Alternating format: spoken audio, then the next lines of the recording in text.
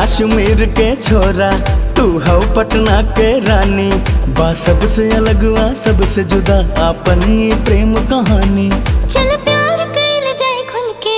Insta के live पे, चल चल लॉन्ग ड्राइव पे, चल चल लॉन्ग ड्राइव पे, चल चल लॉन्ग ड्राइव पे, चल चल लॉन्ग